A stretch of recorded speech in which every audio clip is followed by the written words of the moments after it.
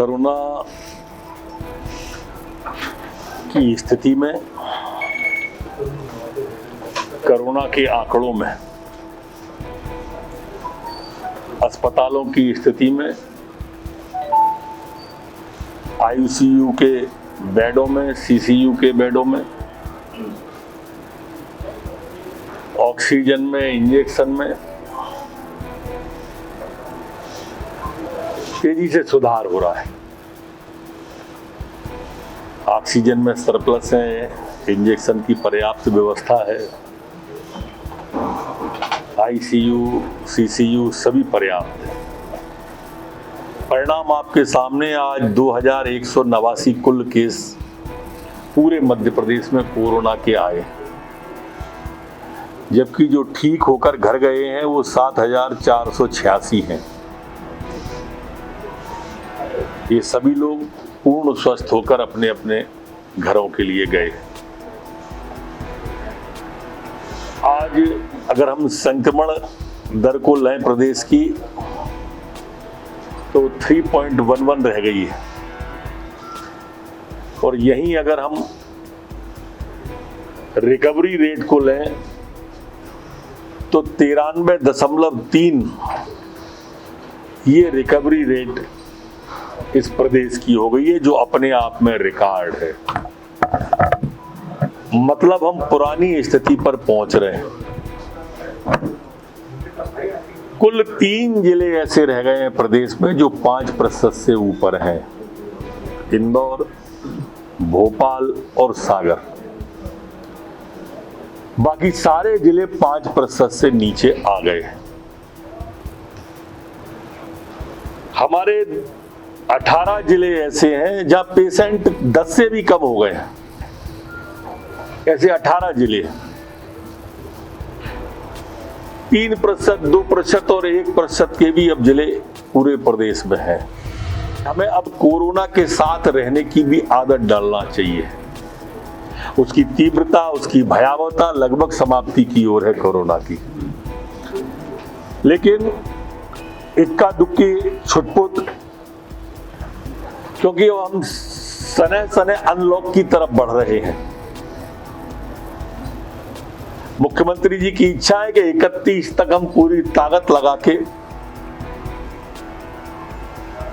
Kill corona अभियान चला के इसको जितना किल कर सकते हैं उतना किल कर दें, क्योंकि अनंत काल तक तो लॉकडाउन या कोरोना कर्फ्यू नहीं रह सकता। दिग्विजय सिंह जी ने, मुझे तो लगता है कि पहली बार सत्य का साथ दिया है, और इसलिए कमलनाथ जी के झूठ से अलग हो गए। कमलनाथ जी ने जो आग लगाने वाली बात कही, दिग्विजय सिंह जी ने अपने आप को अलग रखा। मैं उनका साधुवाद करता हूं, मैं उनका धन्यवाद करता हूं कि गलत बात पे वो लाशों वाली राजनीति जो कमलनाथ जी करते आए हैं 84 से अभी तक, उसमें उनसे अलग हुए। वो आग लगाने वाली बात पे दिग्विजय सिंह जी अलग हुए। कमलनाथ जी छिंदवाड़ा से विधायक हैं, विपक्ष के नेता हैं, संवैधानिक पद पे। अच्छा हो, उन्होंने स्वीकार किया है तो खुद ही एसआईटी को जाके दे दे। हाईकोर्ट की निगरानी में जांच चल रही है, अच्छा लगेगा। अगर नहीं दे सकते तो कह दें कि वो मैंने झूठ बोला था पेन ड्राइव के बारे में, इतना ही कह दें। वैसे वो ये भी नहीं कहेंगे, मुझे मालूम है किसानों को 10 लाख 10 दिन में माफ करने का झूठ बोला, 2 लाख माफ करने का नहीं किया, नौजवान को बेरोजगारी का झूठ बोला, नहीं किया। ऐसे इसमें भी कर सकते हैं, लेकिन अगर ऐसा नहीं करते हैं तो जरूर विचारणीय बिंदु है कि जो उन्होंने पेन ड्राइव कही कि मेरे पास है, वो जांच में आनी चाहिए, ऐसी मेरी निजी मान्यता है। मोदी जी की संकल्प शक्ति थी,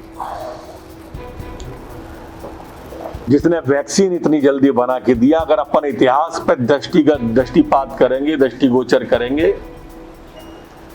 तो कभी देश के अंदर पोलियो आया, चेचक आई, अन्य बीमारियां आई, ये महामारी है, बीमारी से महामारी की तुलना मत करना।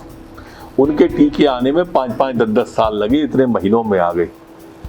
आज माननीय मोदी जी का जिक्र मैंने इसलिए किया कि एक ऐसा नेतृत्व है जिसकी सरकार को आज 7 साल पूरे हुए और दूसरे टर्म को आज 2 साल पूरे हुए। एक ऐसा शक्तिशाली नेतृत्व भारत को मिला जिसने भारत माता के माथे को विश्व में गौरवान्वित करने का काम किया है। कोटिशः बधाई। ऐसे काम जो भूतो न भविष्यति वाले थे, वो काम मोदी जी ने इन 7 सालों में अंदर करके दिए।